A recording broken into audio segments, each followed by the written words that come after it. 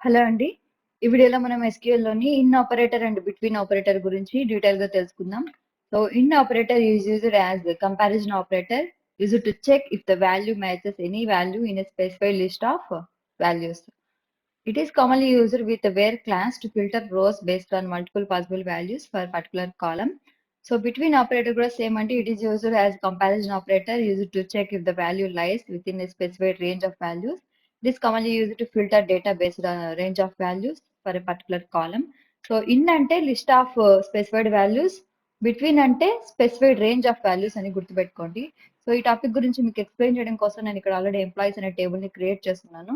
Employee ID, name, salary, hire date and department అనే columns ఉన్నాయి. So basic example చూపిస్తాను in operator use చేసి. Select star from employees where ఇప్పుడు నేను column name ఏమి ఇస్తున్నానంటే ఫస్ట్ ఇంటీజర్ ని యూజ్ చేసి ఇన్ ఆపరేటర్ ని ఎక్స్ప్లెయిన్ చేస్తాను. Where ID in. సో ఇక్కడ నేను ఇన్ ఆపరేటర్ ని యూజ్ చేశాను. ఇప్పుడు బ్రాకెట్స్ లో మనం లిస్ట్ ఆఫ్ వాల్యూస్ ఇవ్వాలి. సో ఫర్ ఎగ్జాంపుల్ నేను 2, 4, 5, 7, 8 ఇచ్చాను అనుకోండి. సో ఈ క్వెరీని రన్ చేసినప్పుడు ఏమవుతుందంటే ఈ పర్టికులర్ ఐడి అనే కాలమ్ లో ఈ వాల్యూస్ మాత్రమే మనకు అవుట్పుట్ లో డిస్ప్లే అవుతాయి. సో ఈ క్వెరీ రన్ చేద్దాం.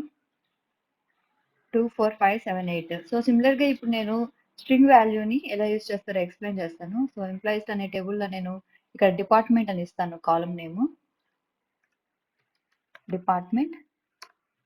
సో ఇక్కడ నేను వాల్యూస్ ఏమి ఇస్తానంటే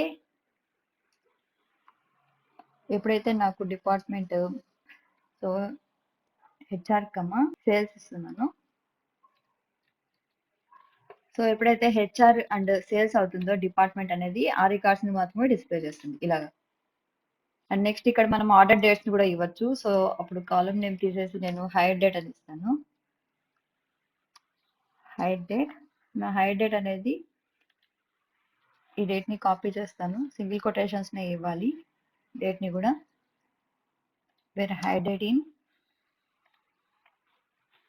అంటే ఈ డేట్స్ లో నుంచి మాత్రమే మనకు రికార్డ్స్ వస్తాయి. అలాగే మీరు సేమ్ దీనికి నాట్ ఇన్ అని కూడా ఇవ్వచ్చు. సో మీరు నాట్ ఇన్ అని ఇస్తే ఏమవుతుందంటే ఈ డేట్స్ లో తప్ప రిమైనింగ్ అన్ని డేట్స్ లో ఉన్న రికార్డ్స్ మనకి డిస్ప్లే అవుతాయి. చూడండి 15th 1st and 19th 12th మాత్రం ఎక్స్క్లూడ్ చేసేసి రిమైనింగ్ అన్ని డిస్ప్లే చేస్తుంది. సో సేమ్ ఇన్ ఆపరేటర్ ని మీరు మల్టిపుల్ కాలమ్స్ లో కూడా యూజ్ చేయొచ్చు. ఫర్ ఎగ్జాంపుల్ నేను ఇక్కడ కాలమ్ ని తీసేసి ఇక్కడ నేను మల్టిపుల్ కాలమ్స్ ఎలా యూజ్ చేస్తానంటే వేరే ఐడి. సో ఈ ఐడి అనే కాలమ్ యూజ్ చేస్తున్నాను అండ్ డిపార్ట్మెంట్ అనే కాలమ్ యూజ్ చేస్తున్నాను. సో దీన్ని మనం బ్రాకెట్స్ లో ఇవ్వాలి మల్టిపుల్ కాలమ్స్ కాబట్టి ఇన్. సో ఇప్పుడు మనం లిస్ట్ ఆఫ్ వాల్యూస్ ఇవ్వాలి ఈ బ్రాకెట్స్ లో. ఐడికి వాల్యూ ఇవ్వాలి అండ్ డిపార్ట్మెంట్ కి వాల్యూ ఇవ్వాలి కాబట్టి అగైన్ బ్రాకెట్స్ లో ఐడి నేను 2 అని ఇస్తున్నాను. 2 డిపార్ట్మెంట్. యాక్చువల్గా మనకి ఎంప్లాయీస్ టేబుల్లో ఐడి 2 కి డిపార్ట్మెంట్ ఫైనాన్స్ ఉంది. సో నేను ఇప్పుడు మాత్రము ఫైనాన్స్ అనే ఇస్తున్నాను. సో సెకండ్ వాల్యూ ఏమి ఇస్తున్నానంటే అగైన్ బ్రాకెట్స్ లో 4 సో ఇక్కడ మన ఎంప్లాయీ ఐడికి డిపార్ట్మెంట్ సేల్స్ అని ఉంది కానీ నేను మార్కెటింగ్ అని ఇస్తాను. ఐడి 5 ఐడి 5 డిపార్ట్మెంట్ మార్కెటింగ్ అనే ఉంది. సో మార్కెటింగ్ అనే ఇస్తాను. సో ఐడి 4 కి మాత్రం నేను కావాలనే రాంగ్ ఇచ్చాను ఎందుకంటే రన్ అయితే ఇది రన్ చేస్తే ఏమవుతుందో చూద్దాం. సో మనకి ఇప్పుడు 2, 5 మాత్రమే వచ్చాయి ఎందుకంటే ఐడి 4 లో డిపార్ట్మెంట్ సేల్స్. సో ఇలాగా ఇన్ ఆపరేటర్ లో వేర్ క్లాస్ లో మల్టిపుల్ కాలమ్స్ ని కూడా యూజ్ చేయొచ్చు. అండ్ నెక్స్ట్ ఎగ్జాంపుల్ ఏంటంటే ఇన్ ఆపరేటర్ యూజ్ చేసి ఒక సాఫ్ట్వేర్ తో ఒక సింపుల్ ఎగ్జాంపుల్ ని ఎక్స్ప్లెయిన్ చేసి చూపిస్తాను. సో ఈ ఎగ్జాంపుల్ ఏంటంటే ఇక్కడ చూడండి నాకు 2 టేబుల్స్ ఉన్నాయి కస్టమర్స్ అండ్ సప్లయర్స్ అని. ఈ టేబుల్స్ ని నేను రన్ చేస్తాను. ఇక్కడ చూడండి కస్టమర్స్ అండ్ టేబుల్ లో కస్టమర్ 3 కంట్రీస్ నుంచే కస్టమర్స్ ఉన్నారు. యూకే, యుఎస్ఏ, కెనడా నుంచి. సప్లయర్స్ లో అయితే యుఎస్ఏ, కెనడా, మెక్సికో, యుఎస్ఏ ఉంది. సో మనకి 2 టేబుల్స్ లో కామన్ గా ఉన్న కంట్రీస్ ఏంటంటే యుఎస్ఏ, కెనడా ఉంది. ఇక్కడ యూకే ఉంది కానీ సప్లయర్స్ లో లేదు. ఇక్కడ మెక్సికో ఉంది కానీ కస్టమర్స్ టేబుల్ లో లేదు. సో ఇప్పుడు నేనేం చేస్తున్నానంటే ఇన్ ఆపరేటర్ యూజ్ చేసి 2 టేబుల్స్ లోను కామన్ గా ఉన్న కంట్రీ నేమ్ ని రిట్రీవ్ చేశాను. అంటే మీనింగ్ ఏంటంటే customers and suppliers same country నుంచి ఎవరున్నారో ఆ కస్టమర్స్ ని రిట్రీవ్ చేయడం. సో ఇప్పుడు ఇన్ ఆపరేటర్ యూస్ చేస్తాను. Select country from suppliers. So first నేను ఈ క్వరీ రన్ చేస్తాను. మనకి కంట్రీ నేమ్ మాత్రమే వస్తుంది. సో ఈ కంట్రీస్ అన్ని ఉన్నాయన్నమాట సప్లయర్ లో. సో ఇది ఒక లిస్ట్ ఆఫ్ వాల్యూస్. నేను ఇప్పుడు ఒక క్వరీ రాస్తున్నాను. Select star from customers.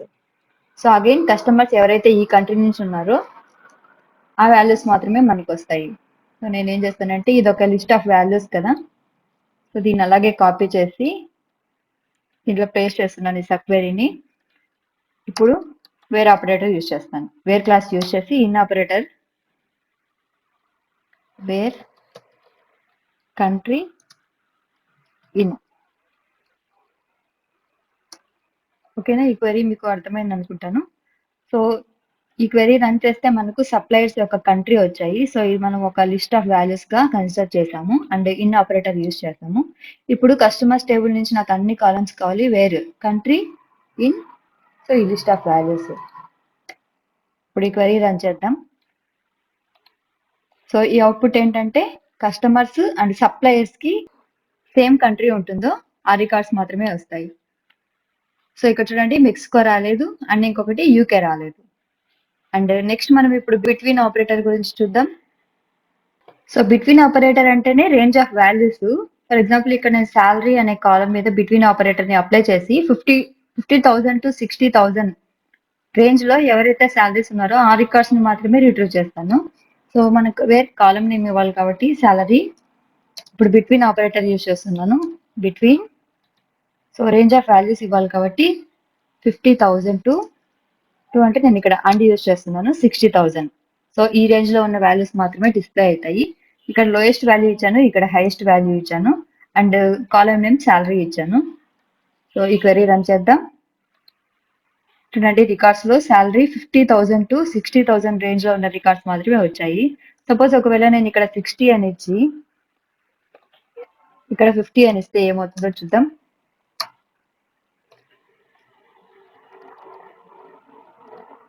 చూడండి రికార్డ్స్ రావు. సో మీరు ఎప్పుడు హైయెస్ట్ వాల్యూ ఇక్కడ ఇవ్వాలి, లోయెస్ట్ వాల్యూ ఇక్కడ ఇవ్వాలి. అండ్ బిట్వీన్ అనేది ఇంక్లూజివ్ అన్నమాట, అంటే ఈ ఎండ్ పాయింట్స్ ని కూడా ఇంక్లూడ్ చేస్తుంది. ఓకే, సపోజ్ ఇప్పుడు నేను నాట్ బిట్వీన్ అని ఇచ్చాను అనుకోండి. నాట్ బిట్వీన్ అని ఇచ్చి ఈ క్వెరీని రన్ చేస్తున్నాను.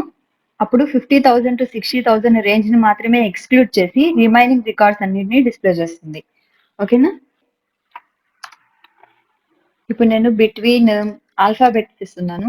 ఫర్ ఎగ్జాంపుల్ క్యాపిటల్ డి ఇచ్చాను అండ్ క్యాపిటల్ ఎం ఇచ్చాను. సో సింగిల్ కొటేషన్స్ లో ఇవ్వండి ఈ క్యారెక్టర్స్ ని.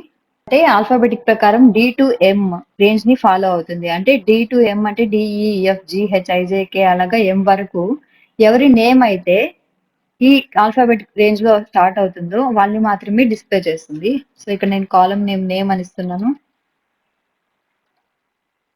ఇక్కడ చూడండి ఇక్కడ ఉన్న నేమ్స్ అంతా ఆల్ఫాబెటిక్ ప్రకారం డి టు ఎం వరకు ఉన్న నేమ్స్ తోనే స్టార్ట్ అయ్యాయి. అండ్ నెక్స్ట్ ఎగ్జాంపుల్ ఏంటంటే ఇన్ ఆపరేటర్ ని బిట్వీన్ ఆపరేటర్ ని కంబైన్డ్ గా యూజ్ చేద్దాం. 50,000 అండ్ 60,000 అని ఇస్తున్నాను. సో ఇప్పుడు నేను ఇన్ ఆపరేటర్ ని కూడా కంబైన్ చేస్తాను. అండ్ ఇక్కడ కాలం నేమ్ చేంజ్ చేయండి సాలరీ.